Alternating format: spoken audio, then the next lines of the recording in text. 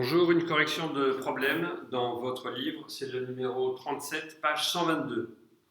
Bien évidemment, si vous ne l'aviez pas fait avant, vous fermez l'ordinateur, vous allez au 37, page 122 et vous le faites. Et vous revenez. Donc vous revoilà. Voilà. Donc je vous résume l'énoncé. Un cinéma propose deux types de tarifs. Tarif A, 21 € comme abonnement, un abonnement de 21 €, puis ensuite 1,50 € par séance. Tarif B, pas d'abonnement, mais 5 € par séance. Bien. Ça, c'est un truc assez classique. En fait, ça consiste à considérer quoi, ça? Dès le début, on le voit tout de suite. C'est deux fonctions. Il va y avoir deux fonctions. Les fonctions, ça va être le prix payé et la variable, c'est-à-dire fonction de x. X, ça va représenter quoi? Le nombre de séances. On voit bien que ça va être comme ça. Alors, première question, petit a, quel est le tarif pour 8 séances, le prix à payer pour 8 séances avec chacun des deux tarifs?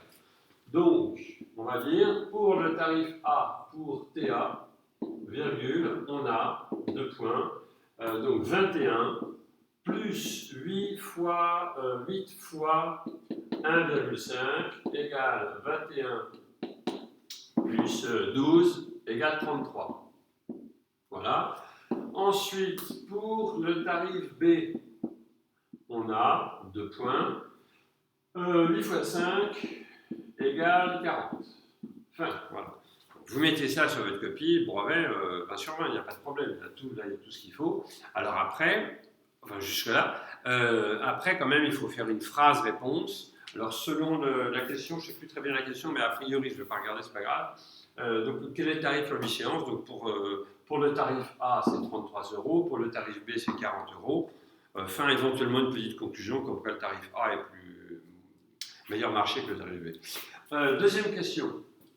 Alors, la deuxième question, il est question justement de fonctions.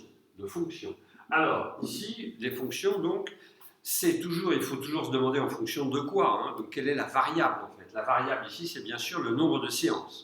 Alors, ça, c'est un abonnement à l'année. Donc, on va faire le prix payé, le prix total payé par an pour aller au cinéma. Ça va être ça, le type de fonction. Alors, premièrement, F indice B, F indice A, pardon, F avec un petit a en indice, pour voir quelle est la fonction si on prend le tarif A. Alors, on va écrire, on appelle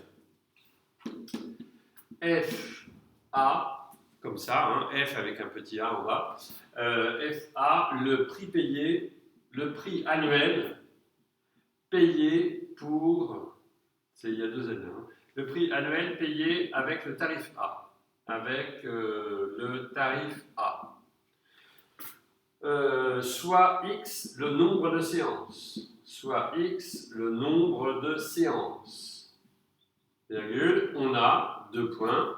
FA de X est égal, le prix payé avec le tarif A, c'est le forfait plus un prix par séance. Donc c'est égal à 21 plus 1,5 fois x, x étant le nombre de séances. Ok, et voilà, FB, le prix annuel payé avec tarif B. Là j'écris un peu trop mal, mais j'aurais pas dû. C'est pas grave, on avance, c'est pas grave. Le prix annuel payé avec le tarif B, on a FB de x égale 5x. Voilà, tout simplement. Donc ici, on voyait bien, mais dès le début, on voyait bien qu'on allait avoir affaire à une fonction affine et à une fonction linéaire. La fonction linéaire, c'est celle qui passe par l'origine. Les deux sont les droites, mais il y en a une qui passe par l'origine. En fait, ça veut dire que si x vaut 0, le résultat sera 0. C'est ça le principe de la fonction linéaire. F de 0 égale 0. C'est un des éléments de la définition d'une fonction linéaire. Donc ici, on voit bien que si je vais 0 fois au cinéma, je paye 0 €. Bien. Ici, par contre, si je vais 0 fois au cinéma, je paye quand même 21. J'ai pris mon forfait pour y aller, puis en fait, je ne suis jamais allé. J'ai quand même payé 21 €. Ok? Et troisièmement, dans quel cas les deux tarifs sont égaux? Bon, alors là, ici, on résout direct, on peut écrire ça, on résout Deux points, on résout quoi? FA de x égale FB de x. Ok, c'est ça, c'est bien ça le principe. FA de x, c'était quoi? C'était 21 plus 1,5x doit être égal à 5x. C'est ça, oui, 5x. Ok. Donc finalement, ça vous le faites maintenant sur résolution au niveau 4e. Je vous laisse terminer. Bref, 3,5x égale, on est bien d'accord, celui-là il passe là. Hein, 3,5x égale 21. Et maintenant, 21 divisé par 3,5 est égal à x. Alors, 21 divisé par 3,5, ça fait combien? Est-ce que ça tombe juste? Est-ce que ça tombe juste? Je n'ai pas de calculatrice, je ne sais pas faire de calcul mental. Par contre, je peux multiplier en haut et en bas par 10. Ça me fait 210 sur 35. 210 sur 35, est-ce que ça a l'air de simplifier? Oui, par 5. Donc si je divise par 5, en haut, j'ai combien? J'ai 42 et en bas, j'ai 7. Ah oui, donc ça vaut 6. X égale 6. Voilà. Là, je termine de façon un peu cochonne. Hein. Je devrais faire une phrase. Je ne la fais pas parce que ça va être trop long. Je voulais juste faire un petit problème très simple.